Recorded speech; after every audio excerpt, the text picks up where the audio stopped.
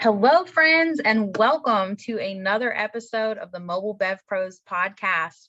My name is Dawn, COO and Chief Alchemist for Mobile Bev Pros, and today I'm going to be interviewing our very own Sarah Murphy on the importance of visibility. Hello, Sarah. Hi, I love being interviewed on this podcast. We did one a couple of episodes back, and I think that one might be one of the most listened to episodes that we've done. So apparently, people really like when I'm not the one leading the conversation. Yeah, probably because we get to extract all of your gold, and you have so much gold to share with us and with the community, obviously. And so today I want to extract gold around visibility. Because what we've seen in the industry is that new and upcoming mobile bars, or maybe even mobile bars who have been in business for a while, they tend to put visibility on the back burner as something that they'll address later, or they have an idea of what a good visibility strategy might look like, and they're either implementing what they know, and it's not producing results, or they're not implementing a visibility strategy at all. And we actually saw a great example of this in our most recent podcast that you did with Amanda Allison from Behind the Party. What did she say that rocked your socks? Yeah, so we were interviewing. We had start over. We had her on because I wanted to hear straight from a venue owner about the experience of working with mobile bars. It is part of the default when mobile bars start their business that they start to reach out to venues to try and get on their quote unquote preferred vendor lists. And there's a right and a wrong way to do that. And so I wanted to talk to somebody who was a venue owner to kind of talk more about that. But during that conversation, she shocked me when she said that she has been in business for a number of years, and she is in the Dallas-Fort Worth area, which we happen to intimately know there are about 100 mobile bars in that area, and that only 2 had ever reached out to her directly. It floored me. I'm still surprised about it, mainly because it's contrary. Because one of the foundations of the strategy that we utilize and we teach mobile bar owners is cold outreach, and to focus on those amplifiers, which are the venue owners, the event planners, the caterers, those sorts of people. And so for there to be 100 mobile bars currently active in the Dallas-Fort Worth area, and her to be fairly centrally located, she's not even like super rural, and only 2 mobile bars to have reached out, indicated to me that while people are committed to visibility in some way, shape, or form, they're not necessarily committed to the formats of visibility that are the most effective. Yeah, and I know you also walked away from that interaction. Yeah, and I know you also walked away from that interaction really excited for the fact that she validated, not that you needed that, but that she validated so many core pieces of the structure that you teach around a good visibility strategy. And she really, she could have taught your lesson verbatim, because all the things that she said checked all the boxes that you're teaching. And it's just a shame because we have so many members in the academy, a lot of them in the Dallas-Fort Worth area, and so many people in our community that are not paid members that have access to this information, and they're just not executing. So can you tell me a little bit about, oh, I just lost it. Wait, I had a thing. You said,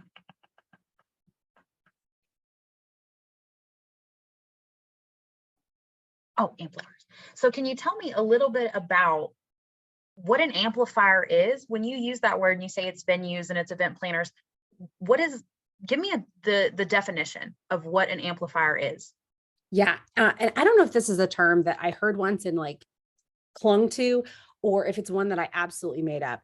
So I have no claim to it, but my personal definition of an amplifier is someone who you can make a connection with, and they will then amplify your message. So when you're focusing a lot of your visibility work on brides, for example, you're going to need to do a lot of outreach to get 50 brides to see you, to know who you are and what you do and how you serve. Whereas if you hit up one event planner that's in alignment with your ideal client, that event planner has access to 50 brides. And so that one connection can be as valuable as you reaching out to 50 individual brides.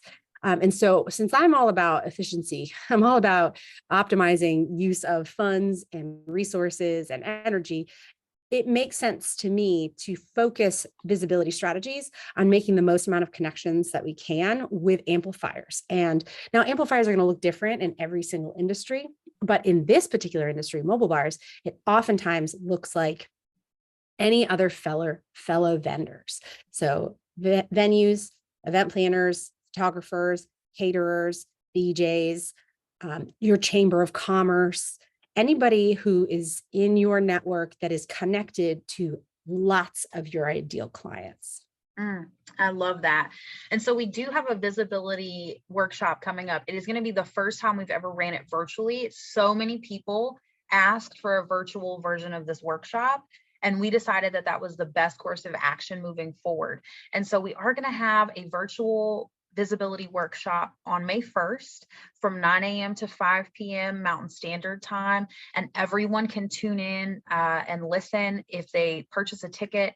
Those are $200 off, by the way, if you purchase it before the day of. And today I want to extract that gold from you. And I want to talk about what are you going to be teaching and why each one of those staples in the process is so pivotal. So the very first thing that we teach, that you teach, is becoming audacious in your marketing. Can you tell me why that's such a big deal? Yeah. And actually, I want to rewind just a little bit into something that you said earlier. And that is that oftentimes we have mobile bars that come to us and they're asking the question, I'm showing up all the places, but I'm not seeing results, or how do I get booked? I've launched, I've been at this for a little while, and I'm just not seeing the amount of bookings that I need or that I would like to at this point. And every single time, upon asking a few questions, like, well, what are you currently doing? There's two common threads that come out of the responses almost every time. One is that they're focusing the vast majority of their visibility efforts on social media. And the second is that they are only filling in the gaps in their time with visibility work, meaning they will do all the other things that they feel like needs to be done on a given day with, on or for their business. And then whatever time they have left at the end of the day, it's 10:30 at night, they're scrolling the gram, they're on TikTok, whatever that is, that's where they kind of fit in whatever limited amount of visibility work that they have. Or even, if they're doing it at the beginning of the day, they're doing it in a way that's like, I got to check this off my list so that I can then get on with my day. And then people tend to have a ton of anxiety around what they're going to say, how they're going to show up. Is it enough? And I think anyone who's ever tried to create a visibility strategy on social media knows and resonates with what I mean by, is this enough? Am I doing it in the right places? Am I posting at the right times? Am I posting the right song on this? Am I in my stories enough for the algorithm? I've seen all sorts of strategies. But when it comes to the most important parts about a visibility strategy, the first thing, and this is this addresses the question that you asked, is that people are oftentimes showing up in the most delicate and polite ways. And I don't mean that the answer to this is to show up in not polite ways, but we come at our marketing in a way that's like, I'm a little afraid that people are going to be annoyed with me if I show up too much, that if I show up authentically as my business, that people won't like what I'm offering. If I posted something once, then I don't post about it again because I already posted about it and people don't want to hear the same thing over and over again. And we start these workshops with a reframing around the concept of audacity, because we have found that the most impactful thing, the mindset shift, if you want to call it that, when it comes to your marketing, is the willingness to show up bolder and braver and more often. Frequency is one of the biggest things that people, especially in social media, struggle with, is because they're like, well, I just posted that, last week, or hold on a second. I got to tell John that I'm on a podcast.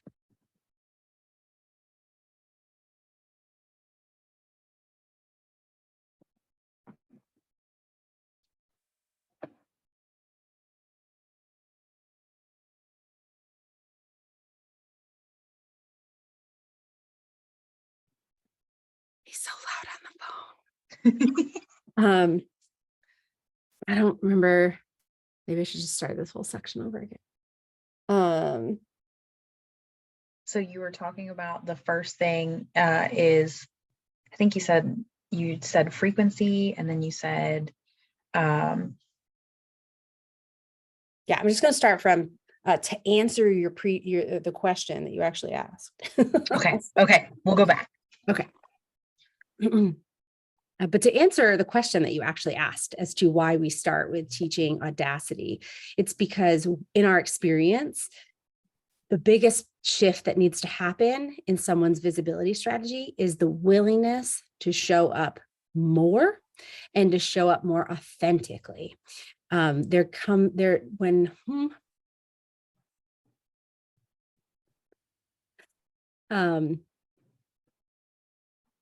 can't hear him, if that helps.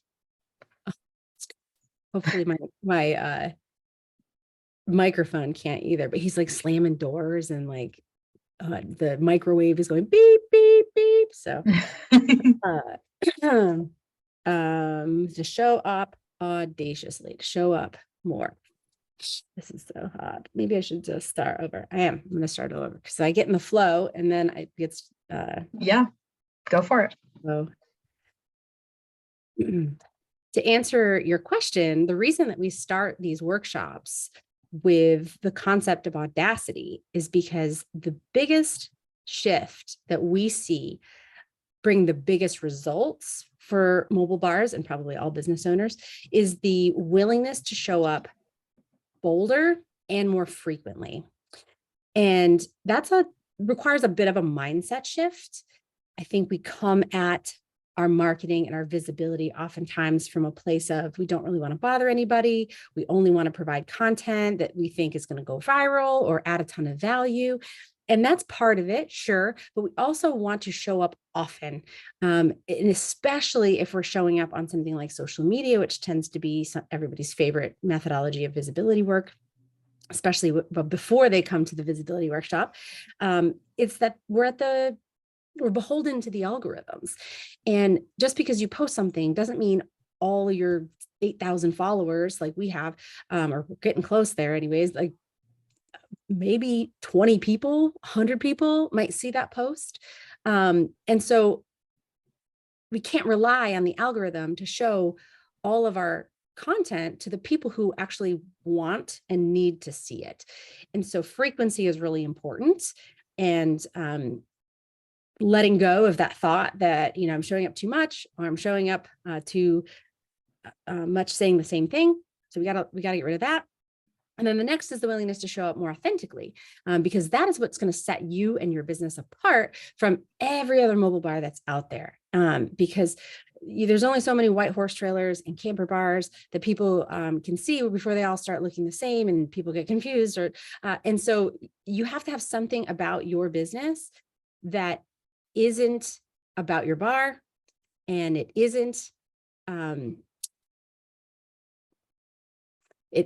your bar, and it isn't about the fact that you elevate the bar experience, because everyone says that. If I had $1 for every time I got someone who wrote me a mission statement for their mobile bar, and they said, we elevate the bar experience, or we offer a unique experience, I could retire, because we all want to do that, right? But how are we doing that? In what ways are we doing that that's different than every other mobile bar trying to achieve those things?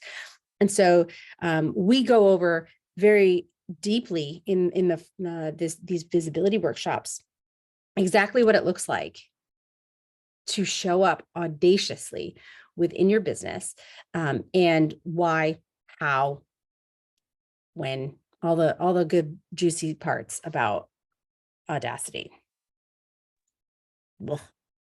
Ugh. So good. And then the next section that we move into is building a detailed understanding of why and who you are to the market. I'm sorry.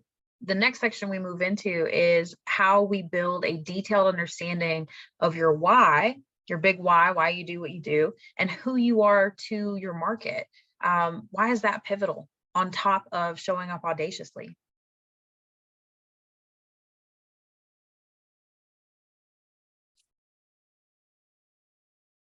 Feel like I moved into that with that last one that I talked about.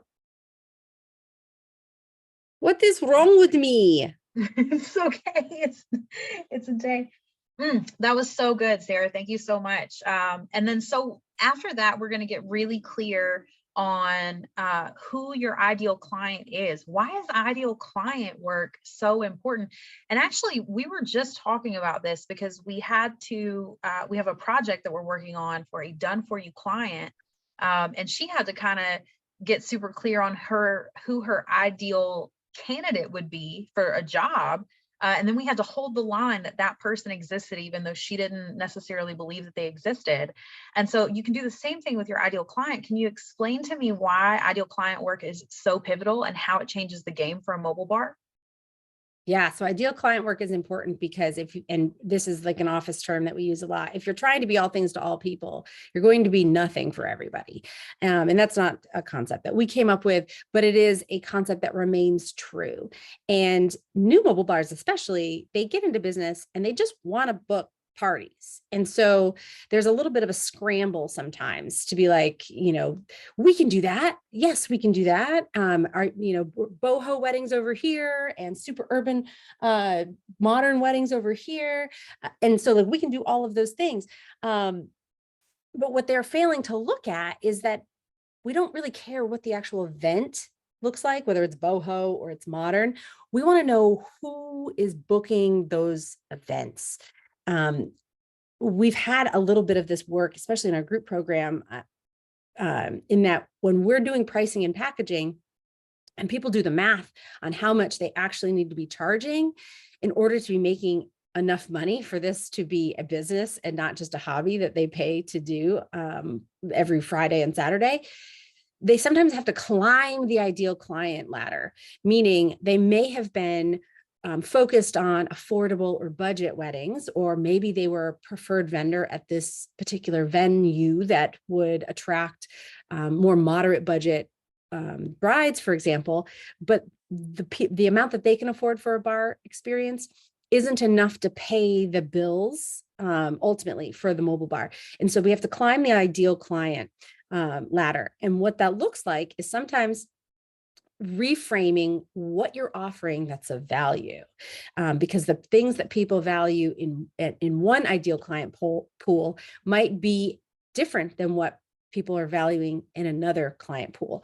And so we spend a lot of time in this workshop actually going through the process of identifying the ideal client. And I think it's important to also mention that the reason that this workshop is an entire day is one, we are trying to get people in the mindset of working on their business for a full day. It's very easy for us to put out a podcast and then you to be like, okay, I got to identify my ideal client. And then that sits in your brain for a while. And then 3 weeks from now, you're still posting on social media, you're still doing your networking, and you haven't actually internalized or done anything with creating your ideal client profile. And so this workshop is meant to give 8 hours of undivided attention working on your business and doing the work as we go over these concepts. So we're going to teach about something like ideal client, and then there'll be a workbook and a worksheet, and then you'll actually go and do the work of putting in all the things. And so by the time you walk away from this workshop, you're not just rattling around the concept of ideal client in your head. You have an actual worksheet that has outlined exactly who your ideal client is and how to actually utilize that in your visibility strategy.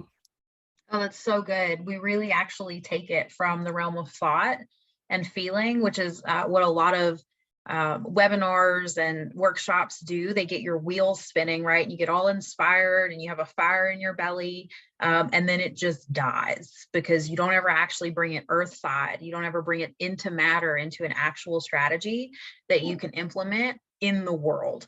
So I really love that. And I do want to back up a second because we didn't talk about, well, you touched on it, but we didn't talk about my very favorite thing of this entire workshop. It's my favorite thing every single time, which is values. Because one thing that we do in the workshop is that we have people get really clear on their values. And that then is the foundation for absolutely everything in their business. It's the foundation of your branding, your marketing. It's the foundation of your ideal client, who you're talking to, and then who you are to your ideal client. Can you touch on values and tell us, like, why is that the cornerstone? Yeah, this is actually one of the parts that people find the hardest to do. And to your point, it is the most important. And the reason people find it to be really hard is because we're forcing them to contain their messaging. We're forcing them to actually point at the hills that they are willing to die on as a company.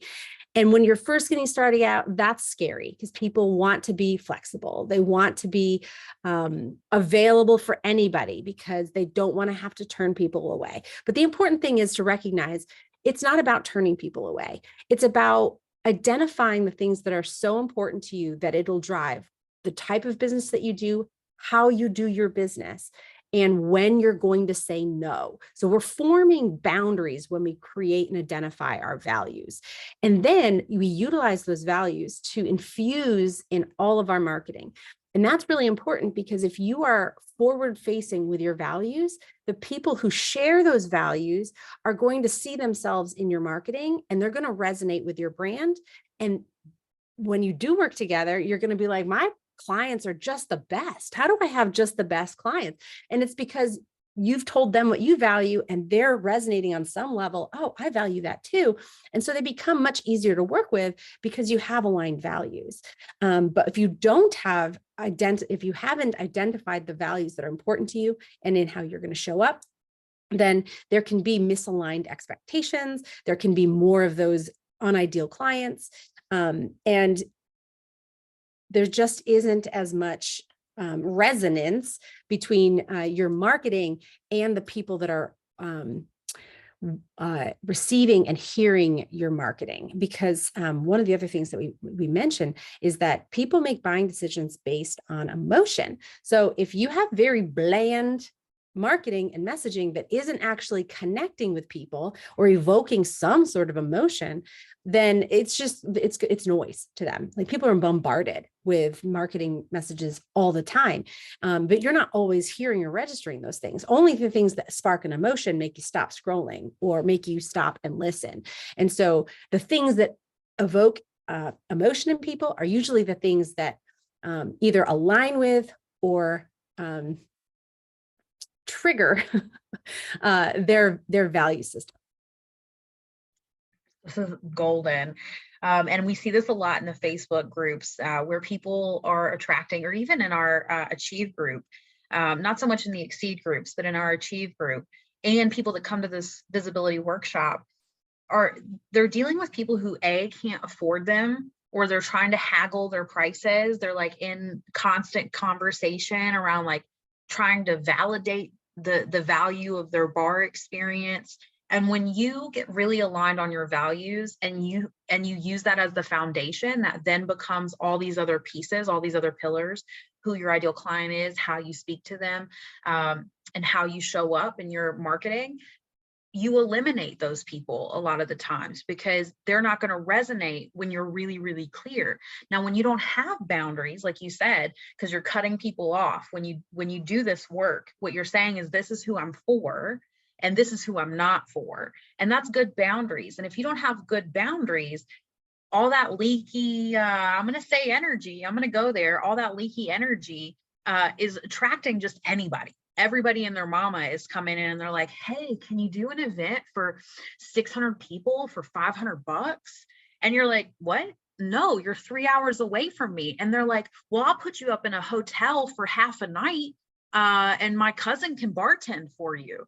And it's because you're not being really clear about who you're talking to and who you are to them and the value that your service brings.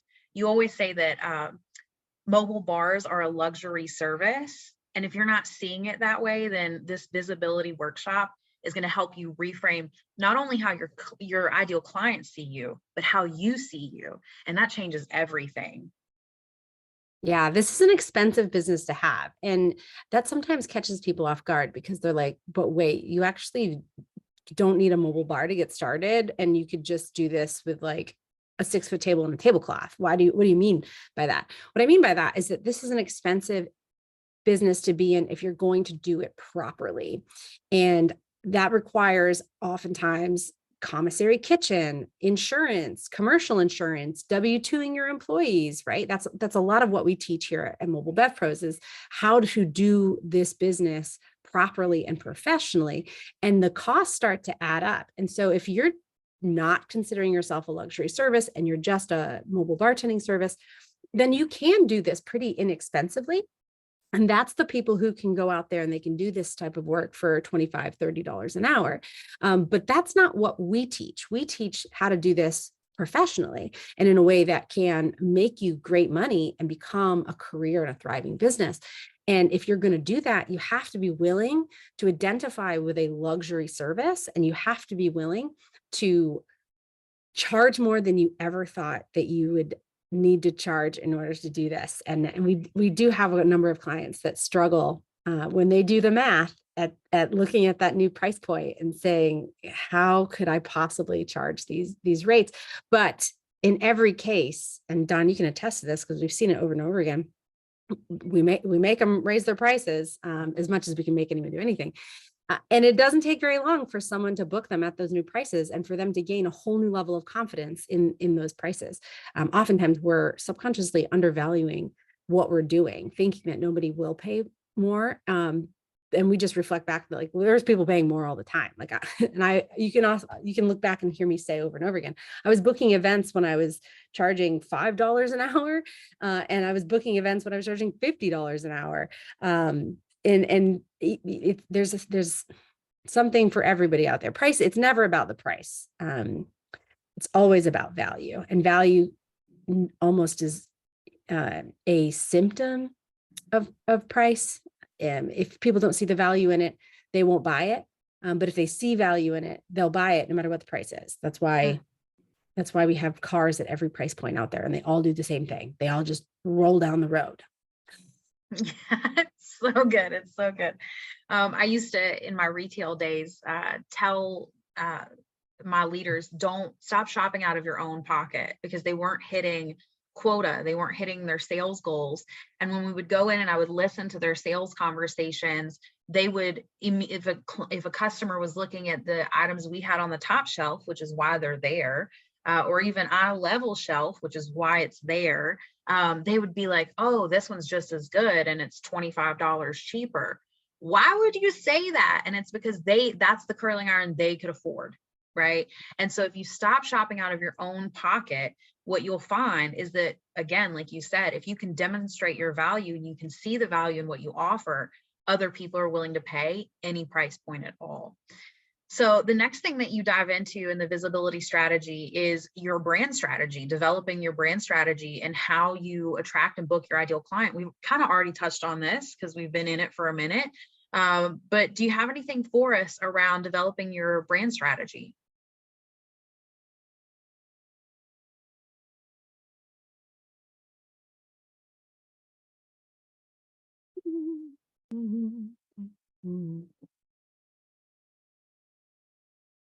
Yeah. Okay. So brand strategy is around, or at least for me, is the how you get people through from, I don't know you, to I'm a raving fan of this company.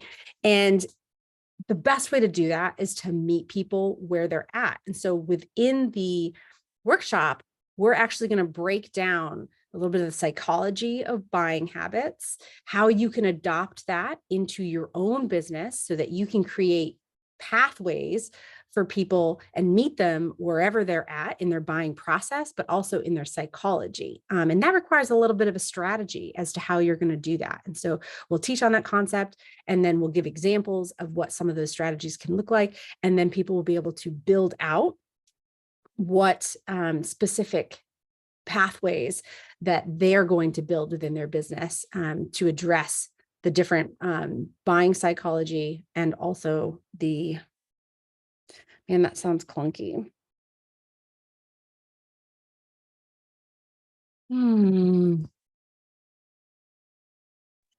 I liked where you were going. Somebody in Brevard's mowing the fucking lawn, so that's glorious. Yeah, I can't hear that. Okay, good. Okay.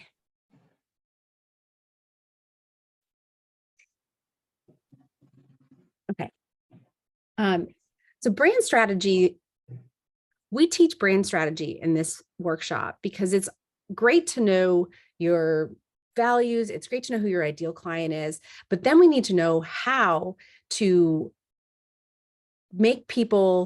how to nurture people from, I don't know who you are, to I'm a raving fan.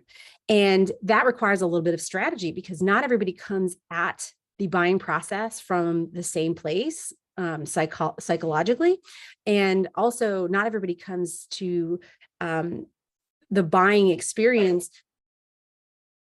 Not everybody comes to the buying experience ready to make the sale immediately. So we need strategies to meet people where they're at, both from a psychological place and also from an operational place, as to like, how eager are they to pull out their credit card and make a buying decision in that moment. And so this part of the workshop helps people create strategies for those different types of people in the different stages of their buying experience. So hot leads, warm leads, cold leads. And then you also have different types of buyers, correct? So you have intellectual buyers. There's 3, right? There are. I just thought we weren't giving the how. Well, I don't know. We're not going to tell them how to convert these people. We're just going to tell them that there are 3. Oh, okay. Yeah. Okay, cool. Yeah, so there's cold leads, warm leads, and hot leads, but then there's also intuitive buyers, intellectual buyers, and willful buyers. And so we're going to walk people through how to identify each and then how to convert or nurture each from, I don't know who you are, to take my credit card. Love that. And then we move into the content pillars, which are just so sexy. And this is the part where everybody starts doing the work, right? So we've been doing work, we've been taking notes, we've been like identifying values and things. But this is the part in the visibility workshop where the strategy really starts to come together. And that's through creating your content pillars. Yeah. So content pillars give us the ability to know what to say. And sometimes people overcomplicate this because they're like, what am I going to say today? Or what are the type of things that people want to hear from me? And we make this really simple by walking through a content pillar exercise that is rinse and repeat. You create this once, and then literally you just follow the plan. Every 28 days, every 30 days, you just show up and say the same type of thing in a slightly different way. And it feels new and fresh to the people that are receiving that information. So good. So no more creating content from scratch every single day, all day long. Creating your content pillars really gives you something to lean on when you're not sure what you should be posting about. And it prevents you from just throwing spaghetti at the wall every single Monday. And then we move into the multi-pronged visibility recipe. This creates massive amounts of impactful content quickly and easily. Tell me a little bit about the multi-pronged visibility approach and why you love it so much. Yeah. So I love the multi-pronged visibility approach for two reasons. One, it doesn't put all your eggs in one basket. And two, it prioritizes the type of visibility work that will get you the most amount of benefits, the most amount of impact for the least amount of energy and money. And then it works your way down from there. So as I mentioned earlier in this episode, we oftentimes see that people leave their visibility work for whatever energy or whatever time they have left at the end of the day. But the reality is that visibility work, especially if you're in your first 2 years of business, should be the primary thing that you're working on. Because if you've started this business, you needed to start making money. And it will only start making money if people know who you are and how to work with you. And you can't just post on Instagram and hope that happens. Even if you post on Instagram and you get 10,000 followers in a relatively small amount of time, you're a localized business. And that means that you would need the vast majority of the people that are following you to be in your immediate area in order for their follow count to mean anything to you, right? And so what we want to do is we want to focus on things that are going to attract and convert the people in your immediate area and that are the most aligned with your ideal client and are willing to pay you what it is that you want to make. And we have found that there is a specific recipe that if you follow has the maximum amount of results. And so when you're just getting started and you might not have a ton of time to work on visibility, like we want to point out exactly what you should be doing and which ones you should be prioritizing. And hopefully that will mean when you're giving your visibility strategy, whatever scraps of time and attention you have, you're seeing more return than you would if you were just posting on Instagram or remembering to throw up a story every day or 9 times a day, I think was the most recent one that I heard, something like that. And that can really take a lot out of people trying to figure out, well, what 9 things am I going to post today? Or even what 1 thing on Instagram am I going to post?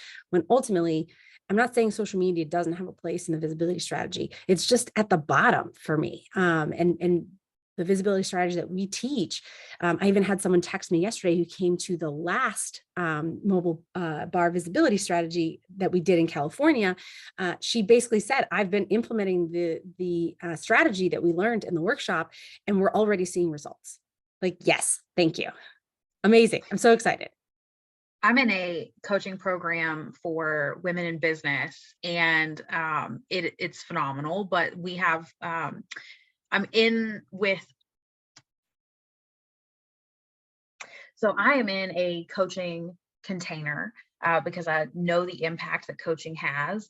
And I just recently saw that one of the participants that is in this coaching container with me created a reel, and she was really so excited about it. It took her 4 hours to create this reel. And so that, I mean, some people are super tech savvy. Maybe it doesn't take that long. Maybe they're more organic. It took her 4 hours to create this reel. And though she was like really, really proud of it, holy cow, what could you have done with 4 hours? You know what I mean? And some people who maybe aren't super tech savvy, or who feel some resistance to social media, it's taking a lot of time and energy, and they're pouring, like you said, they're putting all their eggs in one basket, and there's just a better way. And we've seen it work again and again and again. And so we do invite all of you to check out the visibility workshop that's coming up on May 1st. It is outside of the Mobile Bar Academy, right? So it's not included for members because it's a whole day workshop. It's a separate thing entirely. And it's going to be absolutely amazing, as it has been in the past. We've already done it 3 times in the past, live and in person. Every time people walk away with their minds just blown, maybe a little bit melted as well, because learning for 8 hours can be intense. But then after, you walk away with a strategy that you can implement and start seeing those results tomorrow. Yeah, I do want to say that the concepts we cover in the visibility strategy are touched on in the academy in the same way that we touch on a lot of things in the academy. Like, we are laying out the concepts of the various different things that we talk about. This workshop is really designed to help people go from that intellectual, okay, I understand the theory of cold outreach, into this is exactly how to do the cold outreach. This is, a template of an email that you can utilize, but now I want you to customize it to your bar, and how you can implement that. And then we're going through and we're doing it, and you're doing it alongside both myself and you. So when you have questions, you can ask, and then we can guide you so that you don't get stuck. And that's what I oftentimes see with the academy, is that unless you're really committed to doing the work and the assignments that are at the end of every lesson, it just kind of stays in the head for some people. So if you're one of those people that really needs to work alongside someone, or in a scenario where you're being held accountable to actually produce the work, then this workshop is perfect for that. I was going to say something else, but I forgot what it was. What was the other thing that you said about the workshop? It's a full day. Oh, in reference to people's brain being fried after a full day of learning, that is inevitable. Hopefully, I experience this too, because I go to quarterly full day intensives with the coaching program I'm in, and they're 2 days long. And by the end of it, I literally feel like I have no capacity for anything. But then the day after, I am so activated. I'm so activated because I'm able to integrate all of this information in a way that I see a path forward. And we've had people provide us with that same feedback, that by the end of the day, they're a little mind numbed, in that there's so much information, but we've also provided a very structured manner in which they can execute those things. And so while it may take a day or two for them to be like, okay, hangover over, at least they'll have a plan and an actual, okay, this is what I do first, this is what I do second, this is what I do third. And the thing that I love most about this program is that you'll start to see impact and results almost immediately. This isn't something where it's like, you're going to do this, like build your social media following, and in 9 months, you'll finally have a big enough follower account where it actually makes a difference every time you post something. No, you're going to start seeing impacts and immediate results as soon as you start implementing it. And that's the most rewarding part for me. I love it so much. And so as of right now, the time of this recording, there's approximately 3 weeks for people to purchase their tickets at the $200 off. And this is the lowest price point we have ever offered for this visibility workshop.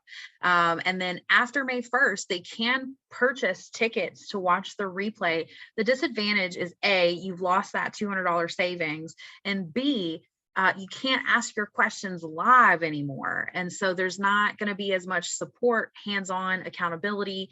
You're not walking with us. Whereas if you purchase your tickets prior to May 1st, then on May 1st, when Sarah and I do this live from Colorado, you'll be able to live stream while you're there and ask your questions. And that just makes all the difference, because we can answer you in real time. Yes. So if you're considering, or let me start over. So if you feel like your marketing or visibility strategy is lacking at all, then there is no better workshop specific to mobile bars out there at all. And so this workshop is valuable. It will pay for itself many, many times over. It's a proven curriculum. This isn't something that we just made up. We've executed this workshop 3 times, and it's gotten better every time, and it's guaranteed. So I'm excited to release it one more time, and this time virtually, so people all over the world can participate, and it's going to be a ton of fun. So I hope people join. Yeah, and the advantage is that they have access to the replay, which no one has from the live events. You can't replay a live event. And so that's just wonderful, because if there's any section that you wanted to touch back on, you can go back and you can watch that on your own time. And so, Sarah, thank you so much for offering all the value that you offer to this community. I know I am absolutely honored to be a part of the community, because it is, I mean, quite honestly, the most kick-ass community I've ever been a part of. And I know everybody appreciates how much value you share for free, as well as those deeper, intensive opportunities to work closer with you. Do you have any last words for us today? If you've learned anything from this particular episode, I want it to be that